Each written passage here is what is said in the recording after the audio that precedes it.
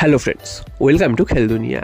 আগামী পরশুদিন পাঞ্জাব এফসির বিরুদ্ধে গুরুত্বপূর্ণ ম্যাচে মাঠে নামছে মোহনবাগান। এই ম্যাচটাতে থেকে যদি 3 পয়েন্ট পেতে পারে সেক্ষেত্রে লিগ শিল্ড জয়ের দৌড়ে কিন্তু অনেকটাই এগিয়ে যাবে মোহনবাগান এবং জামশেদপুর গোয়ার থেকে পয়েন্টের ডিফারেন্সটা অনেকটাই বাড়িয়ে নিতে পারবে।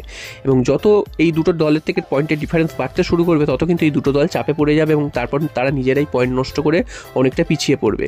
তাই জন্য মোহনবাগানকে আগে নিজেদের ম্যাচটা জিততে হবে। তো পাঞ্জাব এফসির বিরুদ্ধে ম্যাচটা এই কারণেই কঠিন হতে চলেছে, কারণ মোহনবাগানের দুজন গুরুত্বপূর্ণ প্লেয়ার কাট সমস্যার জন্য তারা খেলতে পারবেন না। আর পাঞ্জাব এফসি যে খুব একটা ভালো ফর্মে ছিল তা কিন্তু একদমই নয়, তারা কিন্তু বেশ পরপর কয়েকটা ম্যাচ হেরেছে।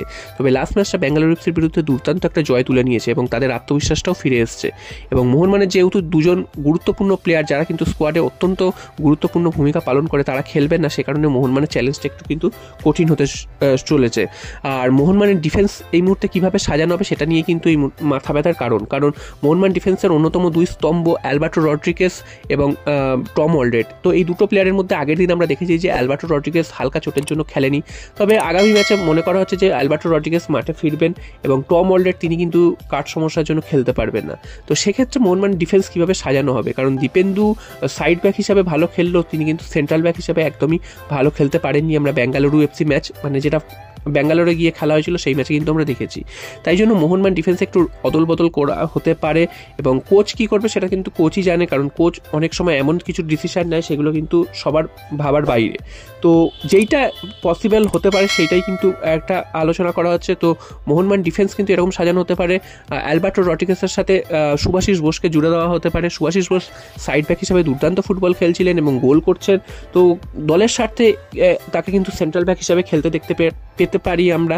এছাড়াও কিন্তু দুটো সাইড ব্যাকে যথাক্রমে আশিস রায় খেলবেন এবং আশিক কুরুনিয়ানকে কিন্তু লেফট ব্যাক হিসাবে খেলানো হতে পারে। এবং যেহেতু আপুইয়াজ কাট সমস্যার জন্য খেলবেন না, সেক্ষেত্রে কিন্তু আপুইয়ার জায়গায় দীপক টাংরি খেলবেন, কারণ অনিরুদ্ধ থাপারও কিন্তু চোট রয়েছে। এবং ওপর দিকে কিন্তু যেহেতু ডিফেন্সে একজন বিদেশি কম খেলবে তাই জন্য কিন্তু মোহনবাগান ওপর দিকে 3 জন বিদেশিকে একসাথে খেলানোর একটা সুযোগ পাবে। যদিও মলিনা সেটা ব্যবহার করেন না, কেন করেন না সেটা তিনিই জানেন, তবে যদি তিনি করেন সেক্ষেত্রে কিন্তু আক্রমণ ভাগ আরও ক্ষুদ্রতর হবে। এবং গ্রেগ স্টুয়ার্টকে যদি আমরা দেখতে পেতে পারি প্রথম একাদশে সেটা কিন্তু খুবই ভালো হবে। তার সাথে কামিংস এবং জেমি ম্যাকলারেন এই 3 জনকে যদি আমরা একসাথে খেলতে দেখতে পারি তাহলে কিন্তু মোহনবাগান ডিফেন্স অনেকটাই শক্তিশালী হবে এবং অনেকটাই ক্ষুদ্রতর হবে। তো শেষ পর্যন্ত কোচ কী করবেন তার কোচেরই ব্যাপার। প্রথমেই যেটা বললাম যে তিনি এমন কিছু ডিসিশন নেয় সবার কিন্তু ভাবার বাইরে। তো যদি এরকম টিম নামায় সেক্ষেত্রে কিন্তু পাঞ্জাবের বিরুদ্ধে এটা যথেষ্ট ভালো বা ব্যালেন্স টিম নামাবে মোহনবাগান, এবং পাঞ্জাবও কিন্তু যথেষ্ট বেগ দিতে তৈরি, কারণ তাদেরও কিন্তু সুপার 6-এ যাওয়ার একটা লড়াই রয়েছে। এবং আগের ম্যাচটা যেহেতু পাঞ্জাব জিতেছে তারা চাইবে যে এই ম্যাচটা থেকেও 3 পয়েন্ট নিয়ে আসতে এবং মোহনবাগানকে যে কোনো দলই কিন্তু হারাতে চায়, কারণ মোহনবাগানকে হারাতে পারলে তারা কিন্তু নজরে পড়বে। তো সে কারণে মোহনবাগানের জন্য ম্যাচটা কিন্তু খুবই কঠিন হতে চলেছে এবং মোহনবাগান যদি এই ম্যাচটা থেকেও 3 পয়েন্ট পেয়ে যায় সেক্ষেত্রে কিন্তু লিগ শিল্ড জয়ের আরও অনেক কাছে পৌঁছে যাবে মোহনবাগান। তো দেখা যাক পাঞ্জাব এফসি ম্যাচে 3 পয়েন্ট নিয়ে সেই লিগ শিল্ড জয়ের দিকে আরও এগিয়ে যেতে